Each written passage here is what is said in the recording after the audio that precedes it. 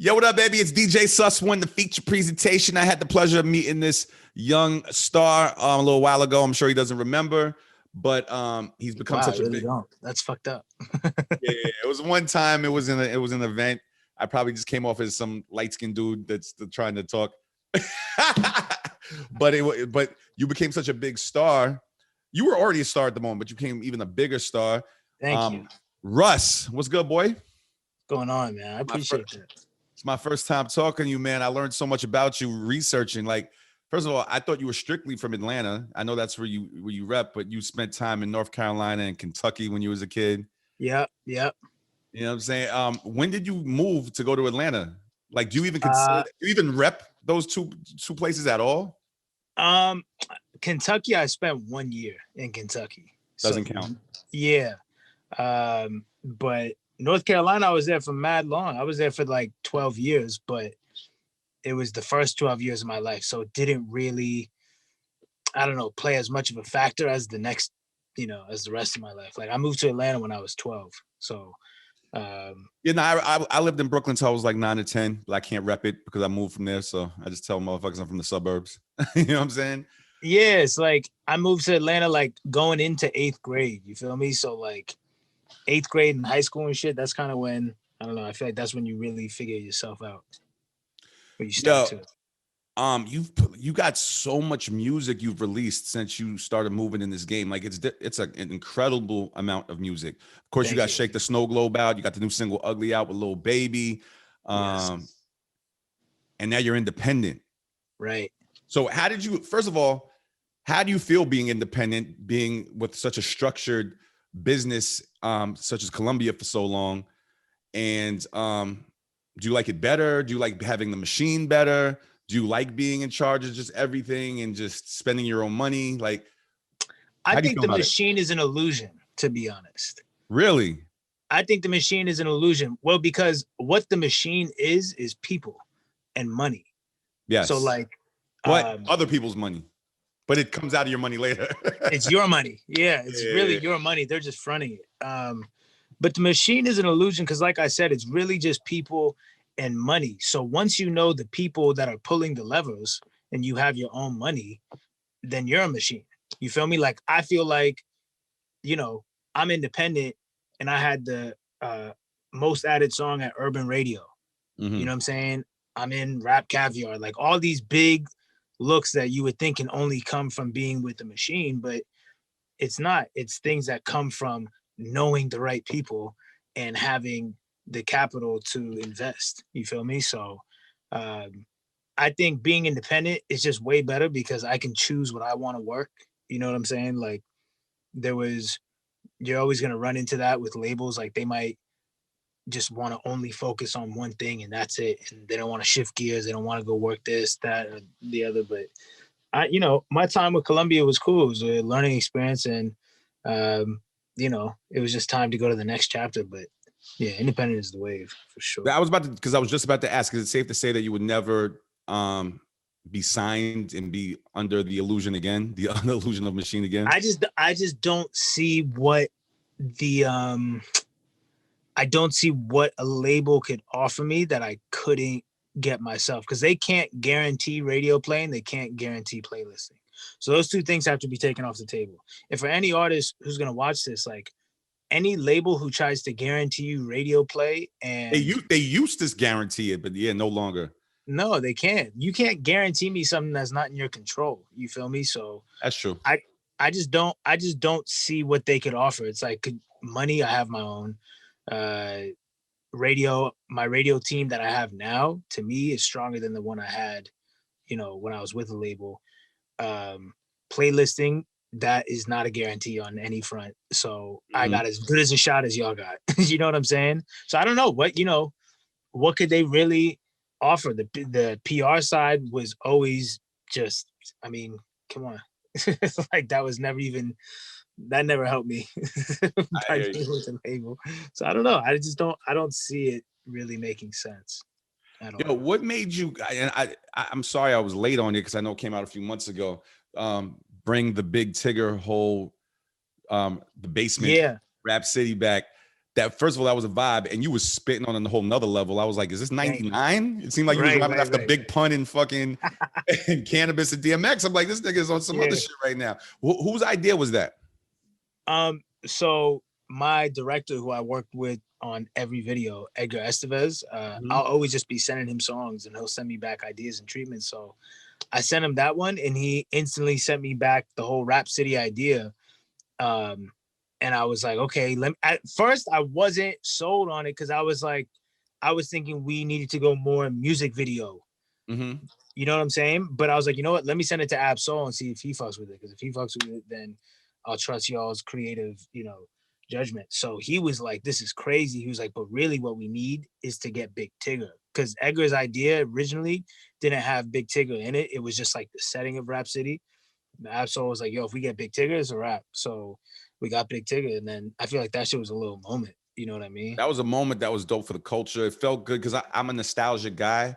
I even collect nostalgia. I got VHSs and cassette tapes and old boom boxes around my house. So I just thought that was dope because that first of all, you were spitting like, thank you, like crazy, and it just took me back to a time where TV was big.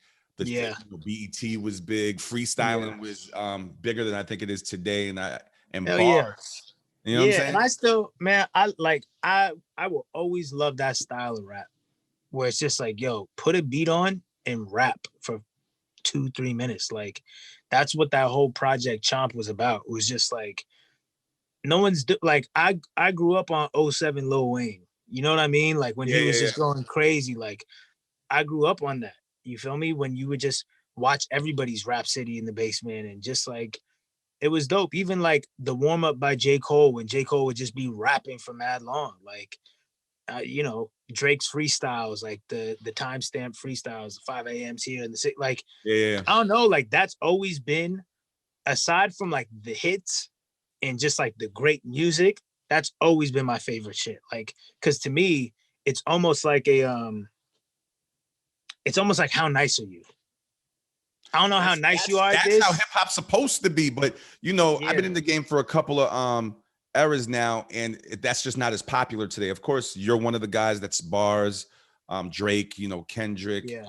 I think the Baby's nice. I like the Baby. Lil Baby's killing it. By the way, his single "Ugly's" out featuring Lil Baby right now. Yes. But it's not the majority anymore. It used to be, because you know what it is, and I'm not super mad at this, but I think what it is that the barometer has just become more about your art in your world and who's in it and how many people are you attracting to your world. Like, you know what I'm saying? Like, it's just about you. Like, it's just about DaBaby being DaBaby and Roddy Ricch being Roddy Ricch and these people just being them and Russ being Russ and whoever, and like, and whatever the fans, whoever is in this ecosystem with me, cool, we're rocking out. But yeah, I do miss that element of like, yo, how nice are you at this rapping thing though? Now I think it's just more about everything but that. I think it's about the beat, the song, the catchiness, the image, the brand, the TikTok, the this. It's about so many of these other things going on. Yeah. But I'm still always bar up and always have those songs in the cut. Like I'm always, because I personally enjoy that. Like, and I would like to hear every rapper in the world do their version of Chomp. You know what I'm saying? Like, I want to hear y'all rap because I simply enjoy that. And I like seeing how, I feel like I really get to see how your brain works and how you think about things. Like, that was the cool shit to me about like Wayne and 07. And like I said, when you hear Drake do the 5 a.m.s and J. Cole just go off and shit, it's like, you got to really see how their brain worked for real. Like, how they thought about things like, damn, you chose to rhyme that with this. And just like the intricacies, I don't know. It was just really dope. It was like the most impressive part of the shit to me. So, well, continue that. I was actually going to ask you who your goats were because of the way you be spitting sometimes. So you obviously said Wayne. Wayne is up there for sure. Yeah. The way you spit, it seemed like it was like Wayne, Hove. Like, you know what I'm saying? Like who were your goats? Like, who inspired you? I mean, I originally got interested in rap and hip hop via 50 and Eminem. Nice. Yeah, true. Eminem's Bars City, but 50, one of the greatest project. Get Rich or Die Trying is probably top 5 hip hop projects ever. Easily. I think so, for sure. For That sure. one, Snoop Doggy Style. I'm trying to think Yeah. of what else I put up there. Maybe one of Dre's Chronic albums. I don't know. Yeah. Nah, 50 is crazy. 50M. And then I got into it was in high school because so I was a freshman in high school in '06.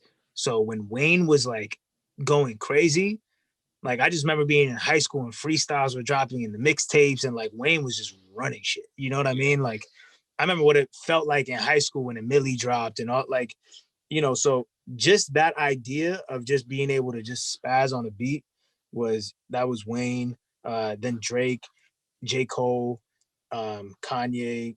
I didn't get into Jay-Z till like I was older, like 17, 18, because the Yeah. subject matter, you know what I'm saying? But yeah, man, just that like I said, just that whole just put a beat on and rap. That's why I love when Absol said on Who Wants What when he was like, shut up and rap. It's like that's what I'm trying to hear. I don't want to like sometimes I just want to see if you can rap for real.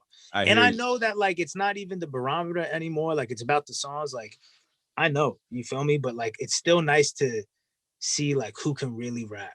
Nah, but the greats, it's about the song. Of course, it's about the hits, but it's also about who can rap.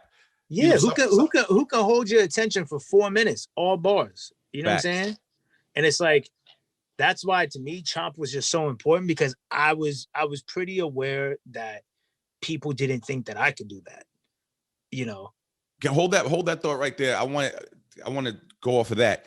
So I'm mixed. I'm black and white. I know I look Dominican, but that's just not the case. You're Sicilian. You're Italian. Yeah. I just wanted to ask you because I don't know if this is a whack question or generic, but I had people look at me different and not take me seriously because I was mixed and because of how I grew up or something. Did you have a hard time, even though you were nice as shit, coming into the game and people looking at you different because you're Italian or of a race factor? You know what I'm saying? I think it was easier being white in general is obviously easier to do pretty much anything. You know what I mean? So I'm not about to sit here and act like it was some struggle.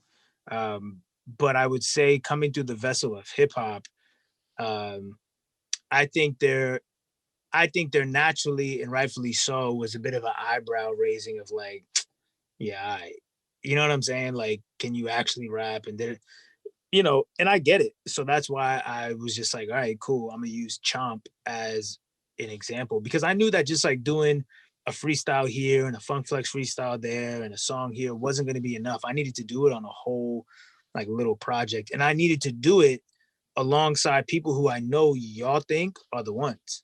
You feel me? So it's like that to me, I'm just proud of myself for doing that, man, because like I don't know too many rappers who would even have the balls to rap alongside Black Thought. You feel me? Yeah. And let him just go for 2.5 minutes. And I sent my verse out first. I didn't like everyone got to hear my verse. You know what I'm saying? Like I didn't get to hear anyone's shit. So nah, man, it's just like I'm super proud of that project and that it came together and that it did what it did. Cause I think from a perception standpoint, you just simply can't say Russ can't rap anymore. You can't. You know what I'm saying? Like now there's a whole project of evidence. Like you can't. And that's all I really wanted to prove was like, aside from the fact that I just love that style of rap, I also wanted to prove like Russ can rap. Those 3 words, that's it. You know what I'm saying? Like that's it. You have proven that, but being an MC, you want to be number one. Now, where do you feel like you put yourself on the list as far as today's generation of hip hop? You know what I'm saying? As far as just rapping abilities, like who can spit? Yeah, who can spit? It's there's different tiers of it, right? You're definitely a hit maker. You've already proven that. You definitely can spit. You've proven that. So I don't know if you want to take it there, but yeah, as a spitter, 100%. The great pure like rapping ability. Because now we're talking about we're talking about the Kendricks of the world. We're talking about the Coles. We're talking about I'm up there. I'm not like this is the thing people don't understand. This shit is a sport. So for me I don't care if you're the 6th man off the bench or whatever. You feel like you can hang with the best. You have to. So I always think it's funny when people in rap are like, I'm the best and I'm the best and and then like fans and people on the internet like, how do you think that, like, you're bugging, you fucked up, what's wrong with you? What? It's like, how am I supposed to think? You feel me? I don't think anyone can fuck with me. That's how I'm supposed to think. You feel me? That is how you're supposed to think. I don't think anyone can fuck with me when it comes to being in a studio because I know what I'm capable of doing it here by myself. You feel me? So I don't think anyone can fuck with me on that regard. But like, but you also want the lists and people to say that, like when they exactly. And that's why Chomp was important, because it's like another couple of those, you can't really keep me out of the conversation as far as who can rap. You feel me? Because after enough examples, it's kind of like, all right, like, even if we don't want to give it to him, that motherfucker's rapping his ass off. You feel me? So, yeah, man, I'm up there. I feel like I can hang with the best. So wherever people want to place me is cool, but you got to at least put me in the conversation after that Chomp tape for sure. Nice. Because now I've shown you, like, here's Best on Earth, here's Losing Control, here's 5 times platinum R&B songs. And oh, by the way, here's me spazzing for fucking 20 minutes over Ninth Wonder, DJ Premier, and Alchemist beats with Black Thought and Benny and Busta and Absol. Yeah. You feel me? Like, in Crooked Eye. You feel me? So, like, how do you want it? Which hand? You feel me? Right, left hand, like layup, jump shot. How do you want it? You feel me? Besides being the spitter, did the success of like Best on Earth and some of these records surprise you? Because it's like one of the biggest records on earth. Literally, yeah, Best on like one of the best records on earth when it came out. So Best on Earth definitely surprised me. How are you not surprised that Rihanna posts your shit? It's like, Google, when you get off this and you Google DJ Sus One Rihanna, and I had a moment with Rihanna maybe back in 2009. So I understand how it is to have a moment with Rihanna. It's like, you know what I'm saying? Nah, it's crazy. How'd that feel? I was surprised. I was as surprised as everyone else. It's like, I found out with everyone else too. I'm like, wait, she just posted this shit? Like, it was crazy. But all the other records that have done well for me, I expected them to, because I'm making them from what I consider like a high taste level. And I'm not in here trying to fucking, I'm not in here bullshitting. Like, I'm trying to make my best shit. So when it does super well, whatever that means, and it goes crazy, it's like, I think every song of mine should go crazy. So, no, but there's levels. Like, you expect, you're trying to make a hit record. You want it to be successful. You expect it to be successful, but then there's shit that's just all the way out of the stratosphere. Yeah, that's why, like, Best on Earth was just shocking. I was like, I fuck with the song. That's why I made it. But it's like, I didn't think it was gonna be on that level. Nah, that shit went nuts. Crazy. You Could Have Left Me Alone. That record. Who are you talking about? Who broke it? Is that an ex-girlfriend? Not, because I always tell people I have the worst experiences with women. I listen to that record. I'm like, this nigga went through some shit. I'm gonna ask him who the fuck did this shit. No, it's just like people just like overplaying their role sometimes. You know what I'm saying? Like, who's people? Is it an ex? Nah, it's not even an ex. Sometimes it's just women who create scenarios in their head that aren't reality, and like bring all this fucking drama and nonsense to you. And it's like, you could have just left me alone if you were just gonna go be a nut. Like, you know, relationships is tough, man. Are you able? I don't. Please don't be mad at me. I don't know if you're in a relationship or not, but are you able? No, I'm not.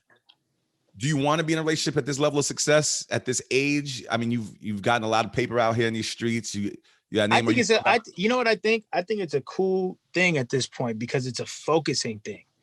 I think being in a relationship focuses you for sure, because running around and dealing with women and just dealing with women on a large scale and kind of living that life, it's distracting.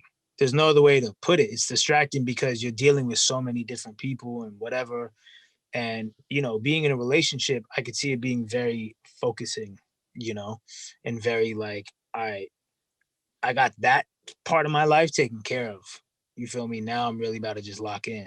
But look at the level you're on now. On my little radio TV level, I don't know how to trust people. I don't know how to say, oh, she's really into me or she's into what's going on. You got to date on your level then. See, because meaning if you date on your level, you wouldn't have that trust issue because you know that she's got just as much as you got going on. You feel me? That's why people end up dating like on their level. You know, when you see fans like, would you ever date a regular girl? Would you? It's like, it's not even anything against regular girls or whatever the fuck that means. It's more so like, there's a reason why actors date actresses and why musicians date each other and so on and so forth. It's because we know that that person doesn't need us for shit. It's even playing field. You know what I'm saying? It's when you start to kind of like, you know, mess around with people who aren't on the same level, you start to question the intention. Like, why are you fucking with me? Because you're not bringing to the table what I'm bringing to the table. So now this is confusing. And now I'm questioning what you're even really doing here. Let me just clean myself up from this question real quick, because she's gonna see the interview. To my Shit. girl, you're on the level with me. I don't know what he's talking about. I'm not letting Russ get me in trouble. You got yourself in trouble. You should have kept that one in the holster. Yo, so look, you helped raise over $500,000 for Black causes. That's dope. That's fire. This is such, I don't know if I should ask like this, like what made you do that, but like, you know what I'm saying? Right. Obviously, you know, things have been crazy over the pandemic. It woke a lot of people up with the George Floyd situation, a bunch of other situations that's been going on for decades and decades and decades and centuries. Was that the thought process, or what made you feel like donating that type of money to these causes? I just feel like if you're white making money off of Black culture, which is hip hop, yes, then you kind of, you're responsible for putting money back in to Black culture and helping with Black related issues. It can't just be gimme, gimme, gimme. You know what I'm saying? Like, here I am inside of Black culture making money off of it. Give me my money, give me my money, give me my money. And then when there's some real shit going on in the Black community, it's like, yeah, good luck. Anyway, you know what I'm saying? Like, I just feel like you can't do that. And if you do, you look, it's really obvious what side you're on. And it's really obvious, like, that you were simply using Black culture to propel yourself to where you wanted to get to, but you actually had no intention of being down at all. And you were not trying to help. So I don't know. I just feel like I was doing my part. And, you know, I don't know. I'm not as educated on the issues and the finer things and how to handle certain things, all that. So that's why, like, I was like, you know what I can do though is mobilize my fan base, and we can raise some money, and I can talk to some people who know way more about this stuff to me, like Tamika Mallory's and my sons, and Karen Civil connected me with them, and you know, helped out with other just Black-owned businesses around the country. Shout out to Karen Civil, she's a good friend. But anyway, go ahead. Yeah, so like she connected me with, you know, Tamika, and I had known my son, and just their foundation, and you know, just connected me with people that I could, you know, help out. And it's because they know more about it than me, and they're going to be able to do more with the money than I am. You feel me? Because they know what to do with it. So I just feel like I was doing my part. You know what I'm saying? Like that's really all it is. It's like at the end of the day, you'd be ignorant to continue to ignore the like mistreatment, just insane things going on. Nah, thank you for that. Thank you for that. And I hope other people wake up from that. Did you experience police brutality, you know, growing up at all? No. Not at all. No. And that means a lot. That, you know, that speaks a lot. Yeah, that's what I'm saying. Because it's like me not experiencing it, Black people experiencing it by the, you know, damn near everyone, right? And me making money off of Black culture and not helping out when there's some shit going on for real is crazy to me. Like, I was looking around, like, on the low, kind of like, yo, there's a lot of white artists out here that definitely take advantage and monetize off of whether it's, you know, hairstyles, vocabulary, whatever it is, off of Black culture. And I don't see y'all putting up any money. I just see Black squares, and I see, like, you know, keep fighting. It's like, what? Keep your fucking words. Put some fucking money up. You know what I'm saying? Like, put some money up. Otherwise, this shit looks fucking half-assed. It looks like a PR move. Like, you having the ability to raise millions of dollars, and you choosing to just be like, hey man, prayers. Really? Nah. Yeah, people are crazy. And honestly, some people just don't understand. Like I've talked to some people. Yeah, but you know what? You don't have to understand shit. All you need to understand is this, that you don't understand, in that there's clearly some fucked up shit going on, and you have the ability to play a role in the solution of funding a solution, etc. So you choosing not to, and just choosing to be like, oh, but I empathize with y'all, is crazy to me. I think that's wild. I think it's so wild. It is wild. It's fucked up. Dude, what do you think, just in your opinion, and this has been going on, I don't know if there is an answer for this, but do you think there is any solution to creating peace and unity? I mean, look, when the George Floyd thing happened, it was fucking horrible, right? But the riot was fucking horrible. Those are people who were taking advantage, but the protests were incredible. And the protest was not just black people. I saw a lot of white people. I saw a lot of Asian people. Of course, we saw our people, black people. Yeah. So that showed a lot of unity, which I don't think would have happened in the 60s or the 50s. So you think there's a solution to creating unity? Do you think some of the older generations just have to die out? Like, what do you think it is? Low key, yeah. But the problem is the older generations, a lot of them pass their way of thinking on to their kids and their kids. So I don't know. I think it's not overnight, and I just think it's more people in positions of power who are progressive and are fucking aware of what's going on. I think it's got to be fixed from the inside out. So I think the more people who get on the inside who have a fucking heart are, and conscience, yeah. So look, Russ, what do you got coming up? What plans do you have, man? You making a lot of moves in this game right now, and you're one of the top spitters out. What is the next 1-2 year goals, bro? Because I know there's always the next tier and the next tier. I want to do everything I've already done just independently. You know what I'm saying? Like, I want that first, because I already have like songs that are completely independent that have gone platinum for sure. But now that I'm like off a label and just fully in this new chapter, new decade, like I want a whole new batch of songs that haven't even come out yet that end up going platinum in a year. I want, the number ones at radio independently.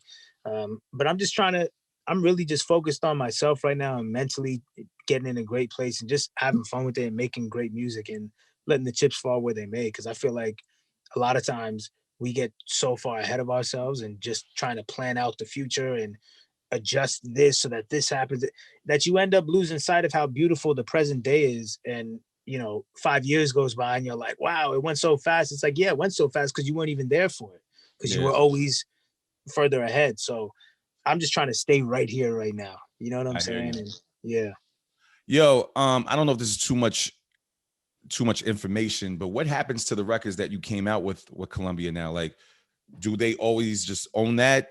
Are you able to? Nah. That's not a forever thing. No. All right, because Hove, not to bring his name up again, but I remember he bought all his masters from Def Jam when he tried to got out that situation. I don't know if that's a plan for you to. Yeah, well, I mean, I'm in a profit split situation, so like whatever money they make off the shit, I make off the shit. And I'm not even mad at them for making money off of it because they helped promote it and did what they did. And so I'm cool with that. You know what I'm saying? Like, I'm never going to deny people from making money off of something that they help with. You know what I'm saying? Like, y'all help push the album and you help do that. Cool. So we're, profit split. Send me my checks. We're cool. I heard you, man. I'm looking forward to more music. They don't have them forever. That's not a thing. I'm looking forward to more music, especially independently, man, because look, there's a lot of talent out here, bro. And I love a lot of talent for different reasons. But as far as like actual bars and hit records, you're one of the top tier artists right now. Thank you. I appreciate you recognizing that, man. That's what I'm trying to do, for real. Like, I just want to be known for the dude who can rap super well and give y'all hits. You know what I'm saying? Like, from a music standpoint, at least. Facts. And speaking of hits, Ugly is out right now featuring Lil Baby. Yes, sir. It's another one. Yeah, another one. You know what I'm saying? Russ, thank you for the interview, bro. I hope we do more in the future. My guy. And I hope we could do one in person. I hope this fucking pandemic. Same, man. Same. For you guys aren't in the pandemic in Atlanta. You can go outside right now. This shit is crazy out there. Yeah. Bro.